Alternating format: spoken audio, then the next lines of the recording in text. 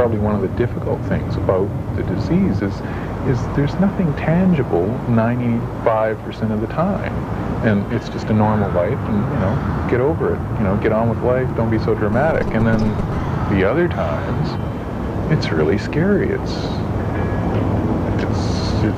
an incurable, fatal disease. I've been HIV positive for 10 years now. Probably for the first 5 years, it's the first thing you think of when you get up, and it's the last thing you think of when you go to bed. And maybe the rest of the day you're fine, but it's always there. But lately it's, I don't know, you just get bored with it after chewing on it for 10 years, Hello? Yeah? The boat is a focus of, it's a dream that I'm working out. There was nobody else that I knew of that was in the same situation. There was nobody to really talk to. I mean, I don't even think PWA was in existence at that time, and AIDS Vancouver was a very small organization, and to just to call them would have been exposure. So it was very much kept to yourself. The person that I got this from was actually from a small town on Vancouver Island, and had only been in the city for a month, and he was very young. We never spoke afterwards. I just happened to see his obituary in the paper. In 1985, it was a death sentence.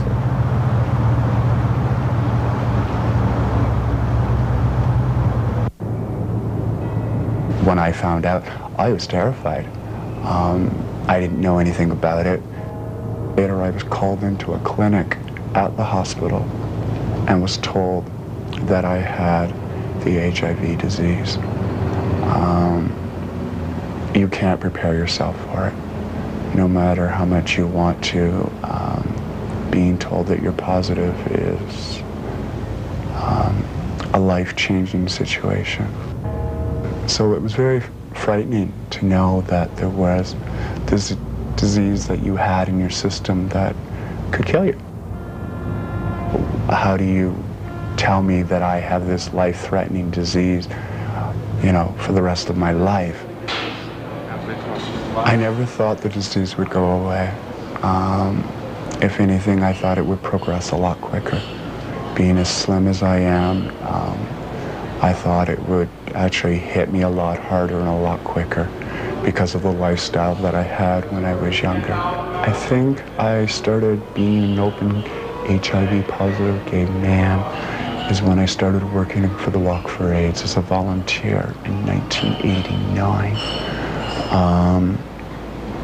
Working on the AIDS walks, I learned that you don't have to be afraid of who and what you are.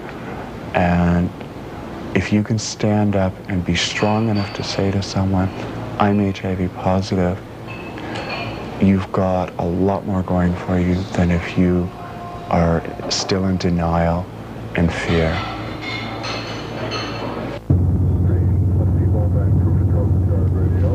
I get a great sense of a release of pressure and a release of tension now that I've told my family, and I only just told the rest of my family recently because they weren't aware that I was gay.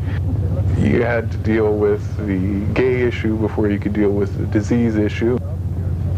Hal is probably my best friend, and he's well aware of what's happening and what's going on. And your attitude changes day to day depending on what's happening. If I get the flu, and I'm feeling low, or if I go to a friend's funeral, or any one of a number of things can trigger it, and you go through the entire process of, is there life after death? Is there a God? All these wonderful unsolvable questions. You rehash it all over again. And then it dies down, and life is just normal, and you go on. I've been positive for about 10 years now.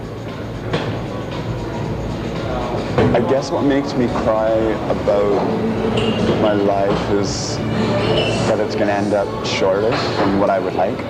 Like, I'd love to live to 60. Who wouldn't? I mean, you know, it's just, it's so challenging because you know your lifespan is shorter than the average life. I mean, and it's so terrifying that you want to hide. You always wear a mask. I mean, I've worn masks 90% of my life because I don't want people to know deep down inside that I'm actually hurting. And people don't realize how much you actually hurt until you take that mask off.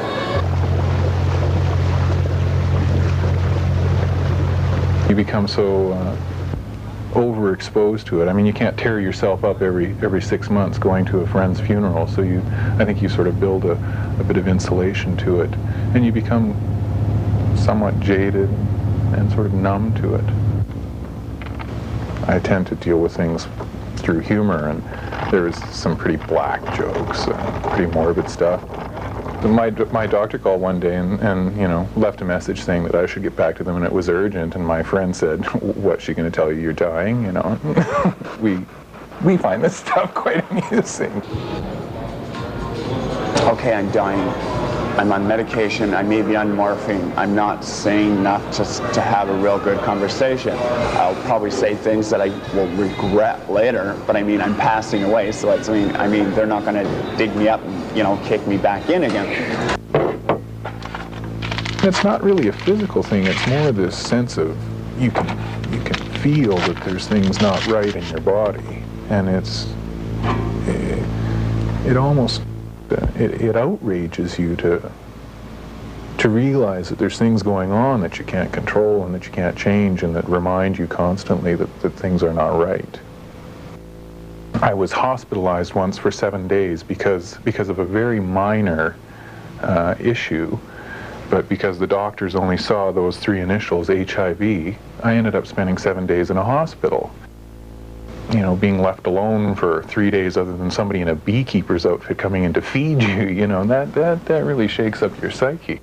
More recently, just within the last year, I've lost my pilot's license, which was a lifelong dream that took a lot of time and a lot of effort to get. And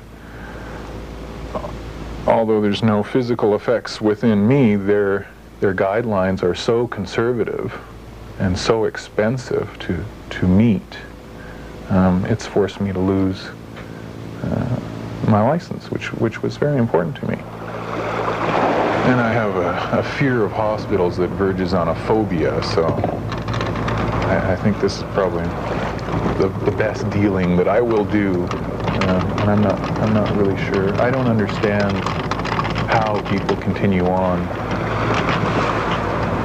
when they get very ill, or why they continue on, really. But maybe that changes as you get closer to it. Everything makes you afraid, and you know, no matter how much you try, every time you catch a cold or a flu, or a sneeze, or a cough or something, it scares you.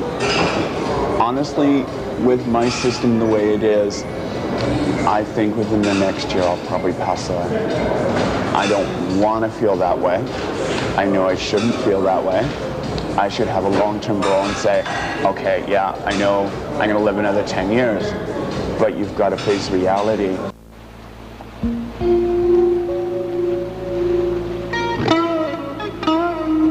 I don't see this disease stopping in me. I see a progression. So I suppose the logical projection is that I will die from it. Yes, I do feel that I will pass away with AIDS. What symptoms, I don't know, but I know I will be. That's scary. There's definitely been some positive things that have come out of being HIV positive. There's been focus, there's been a lot more drive to accomplish the things that I want to do. For example, right now I'm planning a trip to Alaska that's going to take 6 months, and that's sort of all-consuming. But there's always something in the future. I wouldn't change anything. I'm happy with my life, what I've done and what I've had, and what I'm going to be going through. I'm not disappointed with my life at all.